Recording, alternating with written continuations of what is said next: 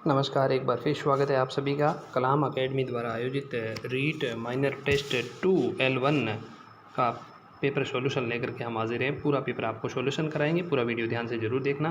Video अच्छी लगे तो लाइक और अपने मित्रों को शेयर ज़रूर कर देना। चलिए, आपका समय ख़राब नहीं करेंगे और आपको बता दें, इस पेपर को पूरा ध्यान से ज़रूर देखना है। L1 L2 दोनों के अभ्यर्थियों के लिए। बाकी पूरे पेपर आपको सॉल्यूशन करवाएंगे हम, चाहे वो SST का हो या हिंदी का हो। तो ध्यान से ज़रूर देखना। पहला प्रश्न से शुरू करते हैं। पहला प्रश्न इन्होंने पूछा गया है, भारतीय संविधान के अनुच्छेद 155 के तहत राज्य का राज्यपाल होता है। यानी कि पहला प्रश्न है, तो इस प्रश्न का सही उत्तर हो जाएगा राज्य का राज्यपाल है वो नियुक्त होता है। दूसरा प्रश्न है, विधायकों की अयोग्यता से संबंधित विवाद का निर्णय राज्यपाल किस अनुच्छेद के तहत करता है। बहुत अच्छा प्रश्न है। तो इस प्रश्न का सही उत्तर हो जाएगा अनुच्छेद 192 के तहत। ऑप्शन नंबर 3 सही हो जाएगा। तीसरा प्रश्न है, अनुच्छेद 267 के तहत राज्य की आकस्मिक निधि किसके अधीन होती है। बहुत अच्छा प्रश्न है। तो ये भी राज्यपाल इसका सही उत्तर हो जाएगा।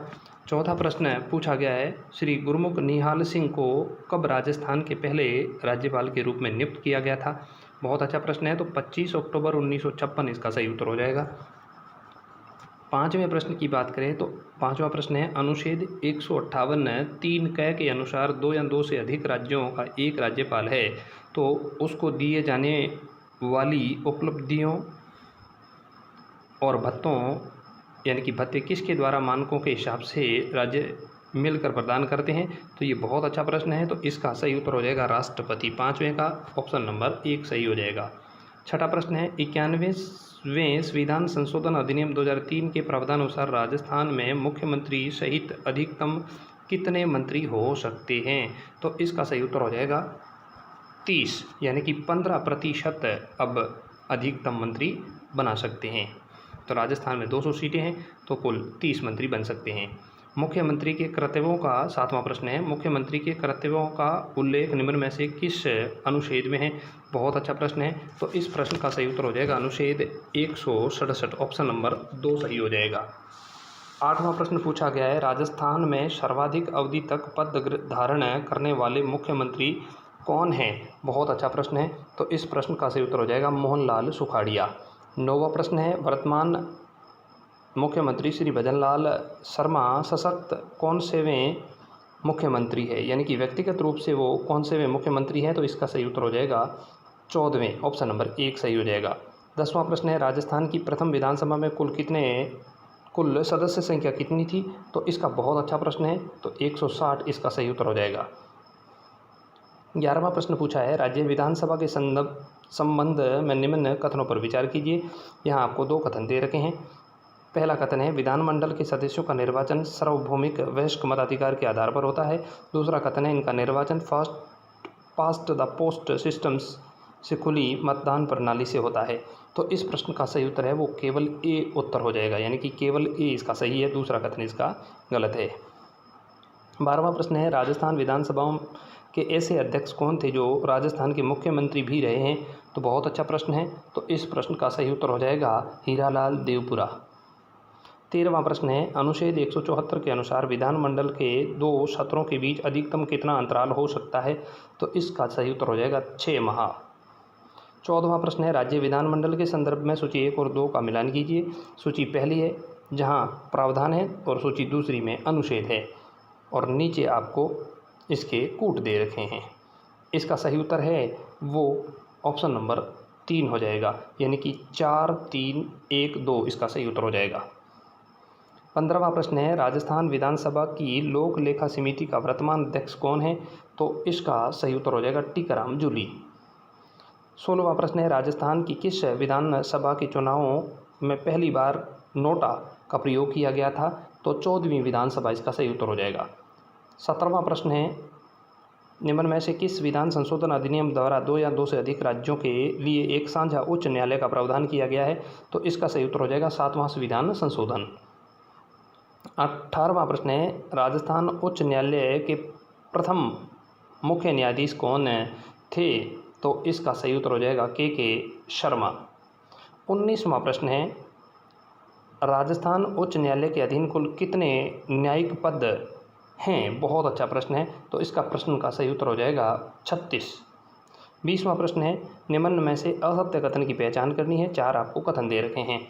तो पहला कथन है, राजस्थान शासन सचिवालय का एकीकृत रूप 13 अप्रैल 1949 को अस्तित्व में आया था। बिल्कुल सही कथन है। दूसरा कथन है, राज्य के मुख्य सचिव अवशिष्ट वसीयतदार होते हैं। बिल्कुल सही कथन है। तीसरा कथन है, मुख्य सचिव का चयन राज्य का मुख्यमंत्री करता है। ये भी बात सत्य है। और चौथा कथन है, राजस्थान के वर्तमान मुख्य सचिव शिखर अग्रवाल है। ये बात गलत हो जाएगी। 21वां प्रश्न है, राजस्थान के सर्वाधिक कार्यकाल वाले मुख्य सचिव कौन हैं? तो इसका सही उत्तर हो जाएगा भगत सिंह मेहता। ऑप्शन नंबर 2 सही हो जाएगा। 22वां प्रश्न है, आपदा प्रबंधन अधिनियम 2005 की किस धारा के अनुसार राज्य सरकार द्वारा जिला कलेक्टर को जिला आपदा प्रबंधन प्राधिकरण का अध्यक्ष निर्धारित किया गया है? बहुत अच्छा प्रश्न है, तो इसका सही उत्तर हो जाएगा धारा 25 के तहत, यानी कि 22वें प्रश्न का धारा 25 सही उत्तर हो जाएगा। 23वां प्रश्न है, राजस्थान पुलिस सेवा का गठन कब किया गया था? तो 1951 में इसका सही उत्तर हो जाएगा। 24वां प्रश्न है, विधानसभा चुनाव के लिए चुनाव अधिकारी कौन होता है? बहुत अच्छा प्रश्न है, तो इस प्रश्न का सही उत्तर हो जाएगा उपखंड अधिकारी। ऑप्शन नंबर 2 सही हो जाएगा। 25वां प्रश्न है, देश की पहली त्रिस्तरीय पंचायती राज प्रणाली की शुरुआत कब हुई थी? तो इसका सही उत्तर हो जाएगा 2 अक्टूबर 1959। 26वां प्रश्न है, किस संविधान संशोधन अधिनियम द्वारा संविधान में पंचायती राज संस्थानों हेतु उपलब्ध किए गए हैं? तो इसका प्रश्न का सही उत्तर हो जाएगा 73वां संविधान संशोधन। 27वां प्रश्न है, ग्राम सभा की बैठक में गणपूर्ति होती है? तो इसका सही उत्तर है कुल सदस्यों का 10वां भाग, यानी कि 1/10 भाग होने पर ग्राम सभा की बैठक की गणपूर्ति होती है।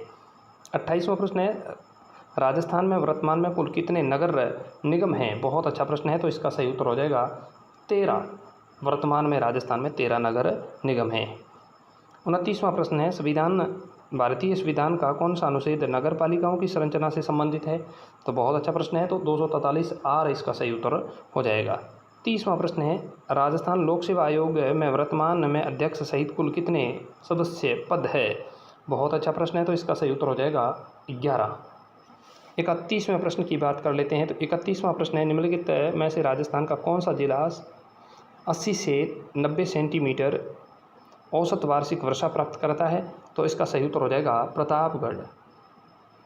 32वें प्रश्न की बात करें, दक्षिण पश्चिमी मानसून के मौसम में प्राप्त औसत वर्षा की मात्रा के अनुसार राजस्थान के निम्नलिखित जिलों में से कौन सा सही ढंग से अवरोही क्रम में व्यवस्थित है? बहुत अच्छा प्रश्न पूछा है, तो इसका सही उत्तर हो जाएगा धौलपुर, दौसा और झुंझुनू।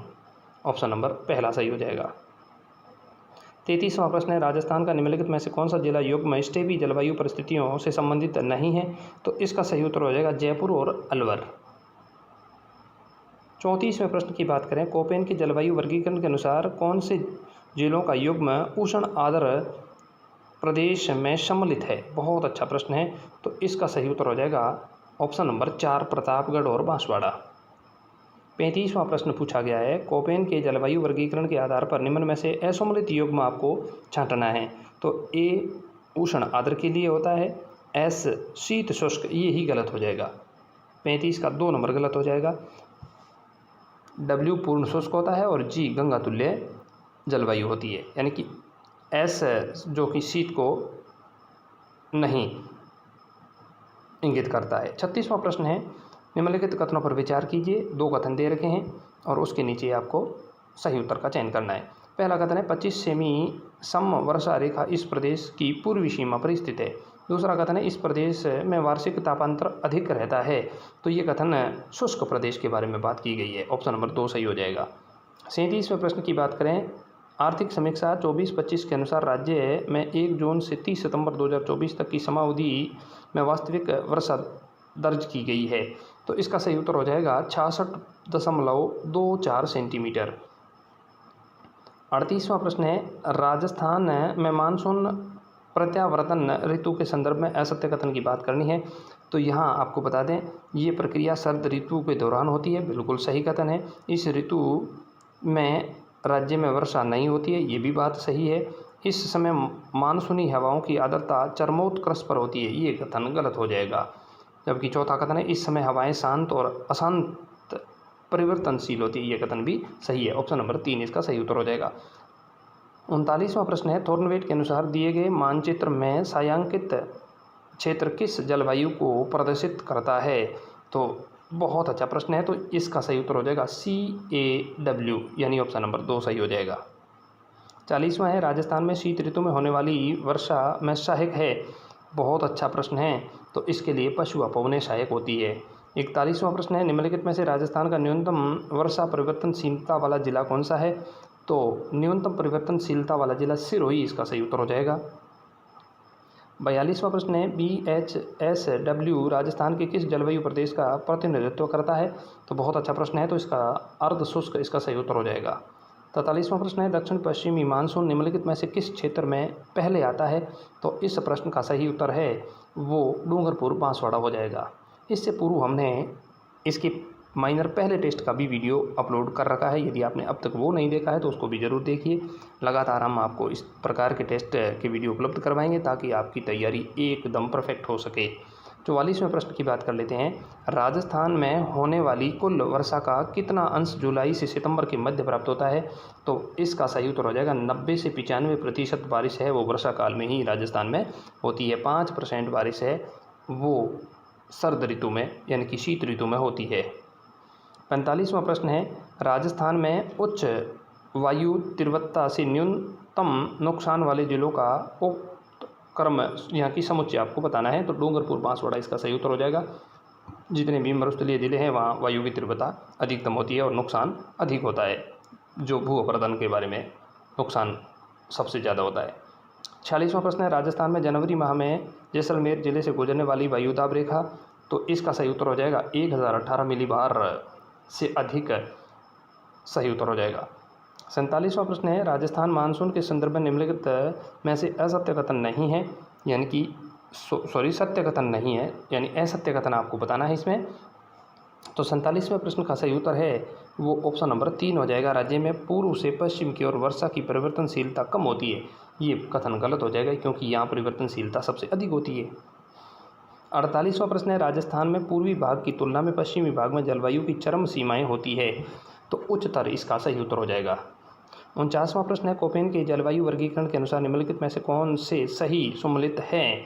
तो इसका सही उत्तर है वो AW डूंगरपुर सही हो जाएगा।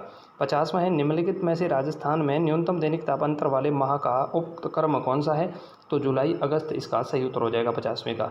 जुलाई अगस्त में राजस्थान में तापमान का जो दैनिक तापांतर है वो न्यूनतम होता है। 51वें प्रश्न की बात करें तो 51वां प्रश्न है, राजस्थान में कम वर्षा होने का प्रमुख कारण है की बात की गई है, तो अरावली का मानसूनी हवाओं के समानांतर स्थित होना, ये इसका सही कथन है। 52वां प्रश्न है, कथन 1 है, दक्षिणी तथा दक्षिण पूर्वी राजस्थान बंगाल की खाड़ी की शाखा से बहुत कम वर्षा प्राप्त करता है। दूसरा है, बंगाल की खाड़ी की शाखा अरावली के बिल्कुल समानांतर है। बहुत अच्छा प्रश्न पूछा है, तो इस प्रश्न का सही उत्तर है वो A तथा R दोनों असत्य है, यानी कि राजस्थान सर्वाधिक वर्षा है वो बंगाल की खाड़ी से प्राप्त करता है और बंगाल की खाड़ी की शाखा के अरावली समानांतर नहीं है। 53वां प्रश्न है, राजस्थान के कौन से क्षेत्र में सर्वाधिक लौह अयस्क उत्पादित किया जाता है? बहुत अच्छा प्रश्न है, तो उत्तर पूर्वी क्षेत्र इसका सही उत्तर हो जाएगा। 54वां प्रश्न है, राजस्थान की बजट 2025-26 के प्रावधानों के अनुसार निम्नलिखित में से किस स्थान पर इंस्टीट्यूट ऑफ माइंस की स्थापना किया जाना प्रस्तावित है? तो सही उत्तर है उदयपुर। 55वां प्रश्न है, तांबे की खानें सैनपरी तथा हनोतिया क्रमशः स्थित है। बहुत अच्छा प्रश्न है, तो अलवर और अजमेर इसका सही उत्तर हो जाएगा, यानी कि सैनपरी अलवर में और हनोतिया अजमेर में स्थित है। 56वां प्रश्न है, बाड़खा गूंगा कसनऊ किस खनिज की खानें हैं?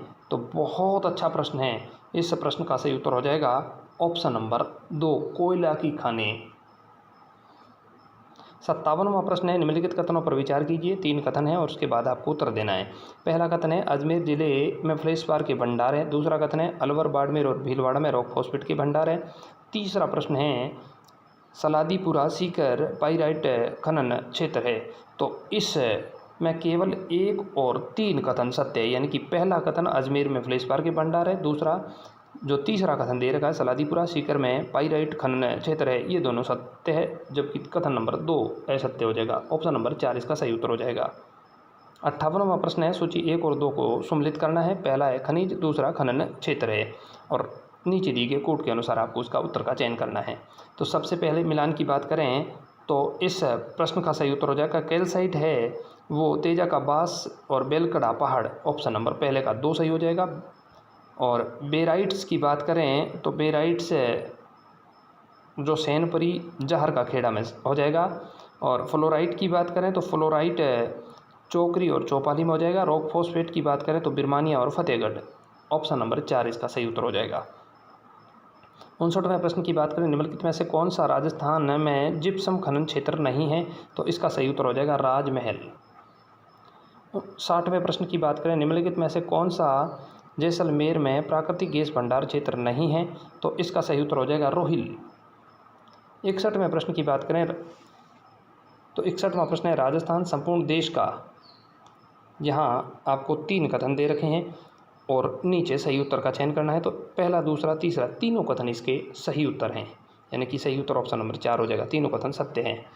62वां प्रश्न है ओरडा, देपुरा और हटुंडी खनन क्षेत्र किसके हैं, तो घिया पत्थर इसका सही उत्तर हो जाएगा। 63वां प्रश्न है राजस्थान खनिज संपन्नता के संदर्भ में निम्नलिखित में से सत्य कथन नहीं है, यानी कि आपको 4 कथन दे रखे हैं, कौन सा सत्य कथन नहीं है। तो यहाँ राजस्थान में 58 प्रकार के खनिज होते हैं, बिल्कुल सही है। राजस्थान में देश का सर्वाधिक खनिज विविधता वाला राज्य है, ये बात भी सही है। अधात्विक खनिज उत्पादन की दृष्टि से राज्य देश में दूसरे स्थान पर है, ये बात गलत हो जाएगी। और राज्य के देश की लगभग 29% खाने स्थित है, ये कथन सही है, यानी कि ऑप्शन नंबर 3 गलत हो जाएगा। 64वां प्रश्न है राजस्थान का निम्नलिखित में से कौन सा चूना पत्थर का खनन क्षेत्र नहीं है, तो यहाँ नाथ की नेरी, ये कथन सत्य हो जाएगा।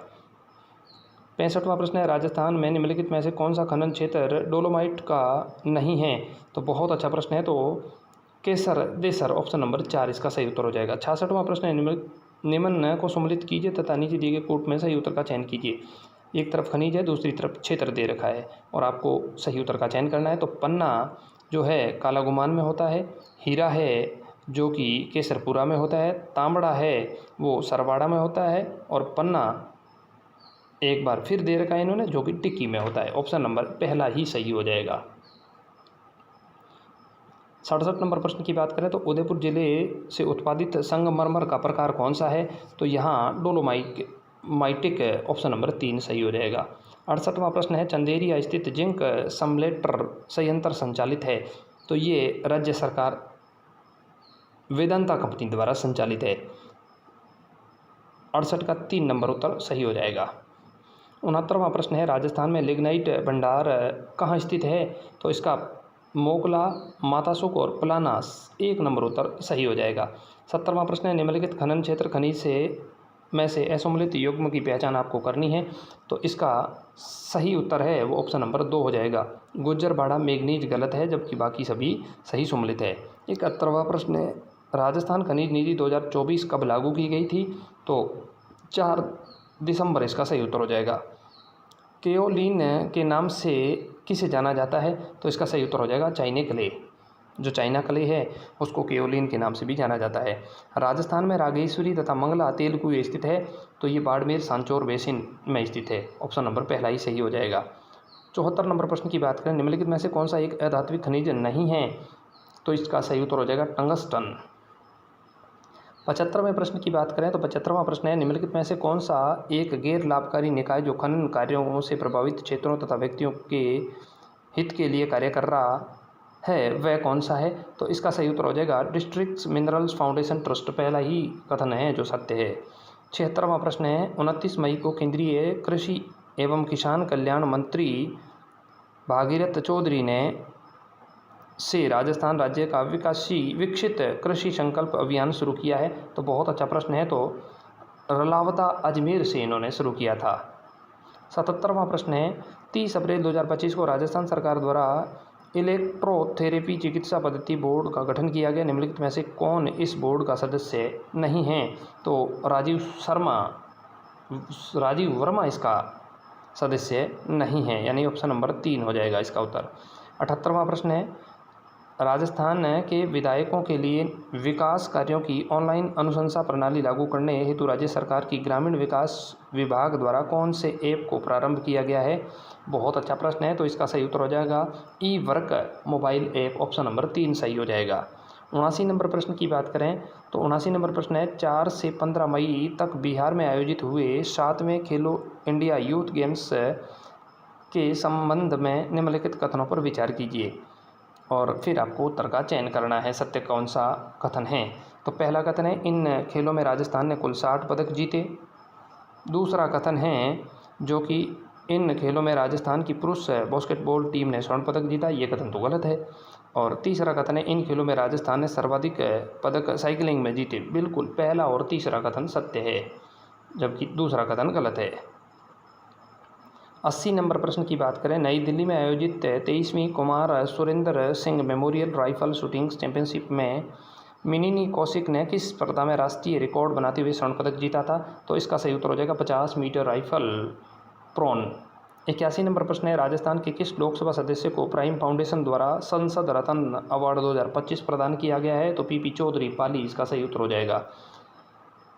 82 नंबर प्रश्न की बात करें तो 82 नंबर प्रश्न है, निम्नलिखित युग्मों को विचार कीजिए और असंगत युग्म का चयन करना है। एक तरफ सूची 1 है और दूसरी तरफ है सूची 2 है। तो इस प्रश्न का सही उत्तर है ऑप्शन नंबर 3 हो जाएगा, जो कि राजस्थान का पहला साइबर स्पोर्ट्स सेंटर भरतपुर में नहीं है। 83 नंबर प्रश्न की बात करें, पंडित दीनदयाल उपाध्याय गरीबी मुक्त गांव योजना के संबंध में निम्नलिखित कथनों पर आपको विचार करना है और फिर आपको नीचे कथन दे रखे हैं, उनके हिसाब से सही उत्तर का चयन करना है। तो इस प्रश्न का उत्तर है वो ऑप्शन नंबर 3, यानी कि केवल एक ही ए सही है, बाकी सभी गलत हैं। बात करें 84 नंबर प्रश्न की तो 84 नंबर प्रश्न है, 26 मई को सुप्रीम कोर्ट कोलेजियम ने हाई कोर्ट के मुख्य न्यायाधीश का तबादला राजस्थान हाई कोर्ट करने की सिफारिश की थी। उक्त कथन में आपको सही उत्तर बताना है, तो Madras justice KR Shriram, option number 1 सही हो जाएगा।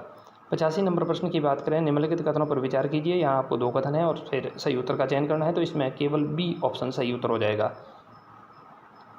86 नंबर प्रश्न की बात करें, राजस्थानी साहित्य का वीर गाथा काल कब से कब माना जाता है? तो 1050 से 1450 ईस्वी इसका सही उत्तर हो जाएगा।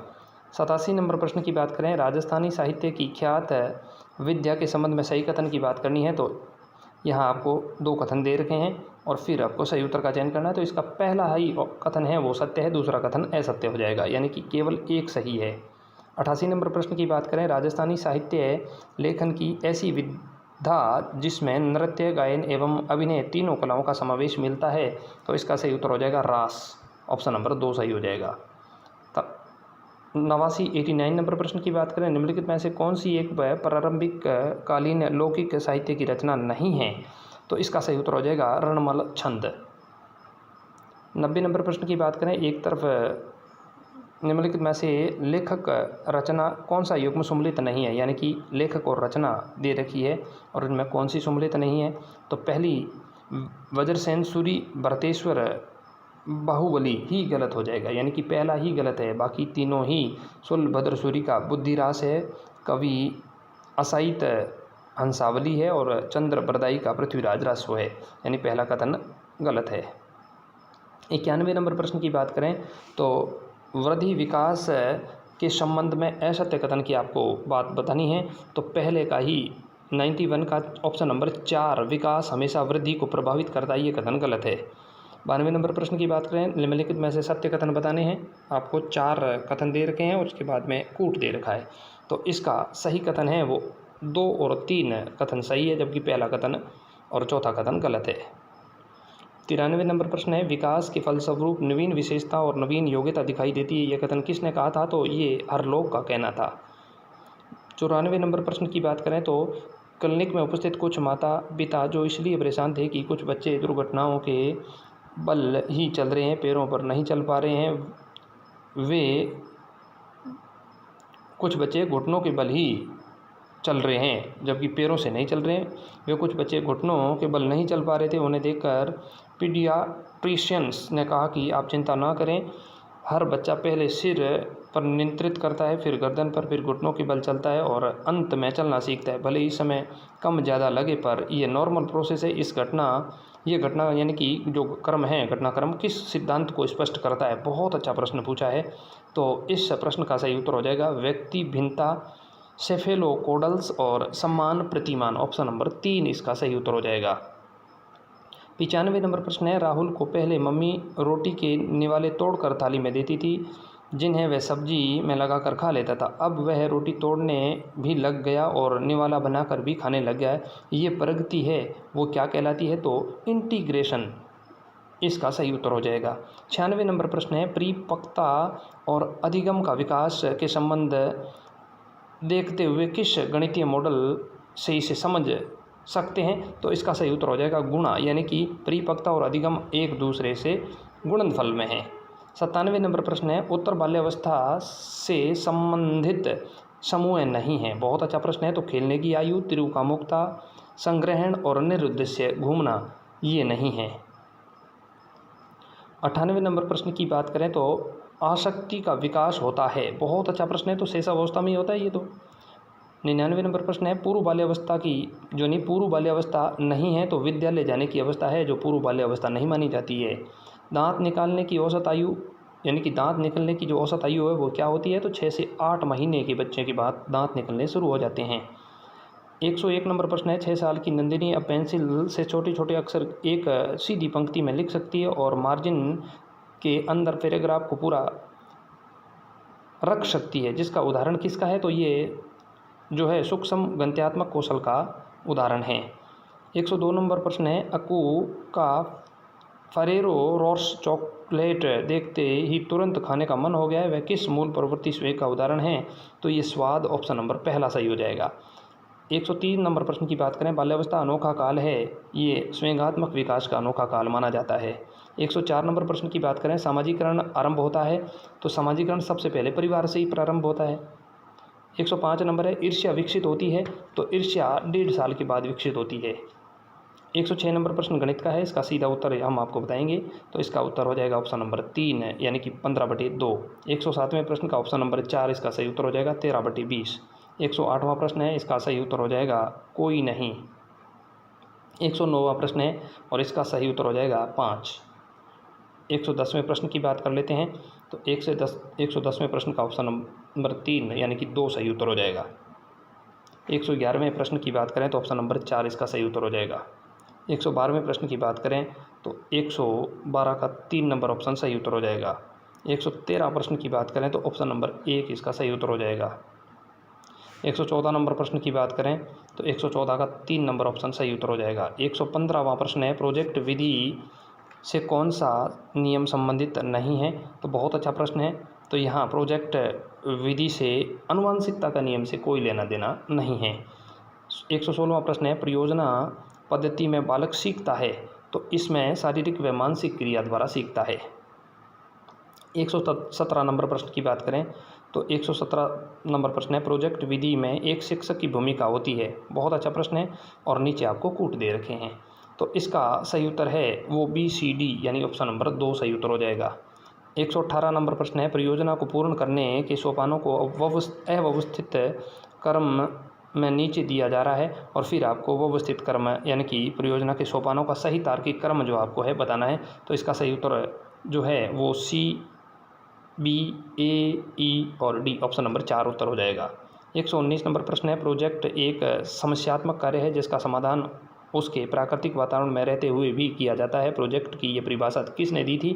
तो स्टीवेंस ऑप्शन नंबर 2 इसका सही उत्तर हो जाएगा। 120वां प्रश्न है, किलपेट्रिक के अनुसार निम्न में से कौन सा एक प्रोजेक्ट का प्रकार नहीं है? तो इसका सही उत्तर है वो अधिगम योजना ऑप्शन नंबर 3 सही उत्तर हो जाएगा। 121वां प्रश्न है, सूक्ष्म शिक्षण उपागम का उद्देश्य एवं लक्ष्य होता है। तो इसका सही उत्तर हो जाएगा शिक्षक प्रशिक्षणार्थियों के व्यवहार में परिवर्तन करता है। ऑप्शन नंबर 2 सही उत्तर हो जाएगा। 122वां प्रश्न है, वर्तनी की विधिवत शिक्षा का ज्ञान किस स्तर पर किया जाना चाहिए? तो प्राथमिक स्तर इसका सही उत्तर हो जाएगा। 123वां प्रश्न है, इनमें में से कौन सी औपचारिक मौखिक अभिव्यक्ति है? तो इसका सही उत्तर है उपयुक्त में से कोई नहीं ऑप्शन नंबर 4। 124वां प्रश्न है, रेखीय अभिक्रमित अनुदेशन का पद नहीं है। तो यहाँ उद्देश्य कथन पद ऑप्शन नंबर 3 सही उत्तर हो जाएगा। 125वां प्रश्न है, F.G. फ्रेंच ने संरचनात्मक उपागम के शिक्षण का कौन सा सिद्धांत नहीं दिया था? तो यहाँ ऑप्शन नंबर 4 यानी कि तर्क शक्ति और वैज्ञानिक दृष्टिकोण का विकास करना, ये नहीं दिया था। 126वां प्रश्न है, पाठ्यक्रम सामग्री के केंद्रीय भावों तक पहुंचने के लिए अधिक सामग्री कम समय में पढ़ने के लिए किस प्रकार का वाचन किया जाना चाहिए? तो द्रुत मौन वाचन इसका सही उत्तर हो जाएगा, यानी कि तेजी के साथ चुपचाप पढ़ना। 127वें प्रश्न की बात कर लेते हैं। 127वां प्रश्न है, विश्लेषणात्मक श्रवण का अर्थ क्या है? तो इसका सही उत्तर है वो ऑप्शन नंबर 3, श्रुत सामग्री में प्रस्तुत विचारों पर तुलनात्मक दृष्टि से विचार करना और पूर्व अनुभव के आधार पर मूल्यांकन करना एवं निष्कर्ष निकालना। 128वां प्रश्न है, पार हो गए जो संकट से उनके मुबारक नई जिंदगी, अभी फंसे जो बीच समंदर, अब मेरी किश्ती उसी ओर है। उपयुक्त पंक्ति का भाव ग्रहण और कार्य का भाव समझना किस प्रकार का पठन है? तो इसका सही उत्तर है वो चिंतनात्मक पठन, ऑप्शन नंबर 3 हो जाएगा। 129वां है, वाचन शिक्षण की ध्वन्यात्मक पद्धति किन विधियों के अंतर्गत आती है? तो इसका सही उत्तर हो जाएगा संश्लेषणात्मक विधियाँ, ऑप्शन नंबर 3। 130वां प्रश्न है, ग्राह्यात्मक कौशल कौन कौन से हैं? तो यहाँ आपको पठन और श्रवण कौशल है वो ग्राह्यात्मक हैं, यानी कि ग्रहण करने वाले कथन कौशल माने जाते हैं। 131 नंबर है, बोलना मनुष्य को पूर्णता तक पहुंचाता है, लेकिन लिखना आदमी को परम शुद्ध बनाता है। लेखन कौशल के संदर्भ में कथन है, यो किसका है? तो ये बेकन का कथन है। 132वां प्रश्न है, भाषा सीखने का स्वाभाविक जो मनोवैज्ञानिक क्रम है तो वो सुनना, बोलना, पढ़ना, लिखना, जिसको LSRW माना जाता है। 133वां प्रश्न है, किसी आदर्श लिखावट का जैसा का तैसा अनुकरण करना क्या कहलाता है? तो ये अनुलेख माना जाता है, यानी कि किसी को देख करके पीछे लिखना अनुलेख माना जाता है। 134वां है, भाषा शिक्षण में लेखन कौशल के विकास में सबसे अधिक सहायक कौन सा है? तो ऑप्शन नंबर 2, वर्ड प्रोसेसिंग कार्यक्रम, ऑप्शन नंबर 2 सही हो जाएगा। 135वां प्रश्न है, किस विकल्प में बहुवचन शब्द नहीं है? तो यहाँ वर्षा है वो एक वचन है, बाकी भाग्य, दर्शन और होश बहुवचन माने जाते हैं। 136वां प्रश्न है, ऋषि निबंध लिखता है किस काल का वाक्य है? तो ये अपूर्ण भूतकाल माना जाएगा। 137वें प्रश्न की बात कर लेते हैं। 137वां प्रश्न है, निम्नलिखित में से स्त्रीलिंग शब्द नहीं है? तो ऑप्शन नंबर 2 सेकंड इसका सही उत्तर हो जाएगा, जो कि एक पुल्लिंग है। सजावट, ब्रह्मपुत्र और पूर्णिमा स्त्रीलिंग माने जाते हैं। 138वां है, मछलियों से तेरा जा रहा था किस प्रकार का वाच्य है? तो यहाँ भाववाच्य माना जाएगा। 139वां है, असंभव कार्य करना के लिए उपयुक्त मुहावरा है? तो यहाँ पानी में आग लगाना, ऑप्शन नंबर 2 हो जाएगा। 140वां प्रश्न है, निम्नलिखित में से किस समूह में सभी अविकारी शब्द है? तो ऑप्शन नंबर 140 का 1 हो जाएगा, कम, इधर और अब, ऑप्शन नंबर 1 सही हो जाएगा। 141 है, सोनल बजा रही है में क्रिया कौन सी है? तो यहाँ सकर्मक क्रिया मानी जाएगी। 142वां प्रश्न है, अकर्मक क्रिया नहीं है। निकालना अकर्मक नहीं है, बाकी गिरना, बिगड़ना और उड़ना तीनों अकर्मक क्रिया है। 143वां प्रश्न है जो इंग्लिश का है और हम आपको इसका सीधा उत्तर बताएंगे। पहले का ऑप्शन नंबर 1 सही उत्तर हो जाएगा। 144वें प्रश्न की बात करें तो 144वें प्रश्न का भी ऑप्शन नंबर 1 सही हो जाएगा। 145वें प्रश्न की बात कर लेते हैं तो 145वां प्रश्न है तो इसका ऑप्शन नंबर 3 सही उत्तर हो जाएगा। 146वें प्रश्न का भी ऑप्शन नंबर 1 सही उत्तर हो जाएगा। 147वां प्रश्न है और इसका ऑप्शन नंबर 4 सही उत्तर हो जाएगा। 148वें प्रश्न की बात करें तो 148वां प्रश्न है और इसका ऑप्शन नंबर 1 सही हो जाएगा। 149वां प्रश्न है और इसका ऑप्शन नंबर 2 सही उत्तर हो जाएगा। 150वां प्रश्न है और इसका ऑप्शन नंबर 2 सही उत्तर हो जाएगा। ये थे कलाम एकेडमी द्वारा आयोजित रीट लेवल प्रथम पेपर का पूरा सॉल्यूशन। आपको अच्छा लगा है तो वीडियो लाइक कर देना और चैनल पर नए हो और आपने अब तक सब्सक्राइब नहीं किया तो सब्सक्राइब जरूर कर लेना, क्योंकि हम आपको कलाम एकेडमी द्वारा आयोजित प्रत्येक पेपर का सॉल्यूशन करवाएंगे। इसके साथ ही अन्य पेपर भी आपको सॉल्यूशन करवाया जाएगा जो आने वाली सभी प्रतियोगी परीक्षाओं के लिए बहुत ही उपयोगी होने वाला है। तो मिलते हैं एक और नई वीडियो के साथ।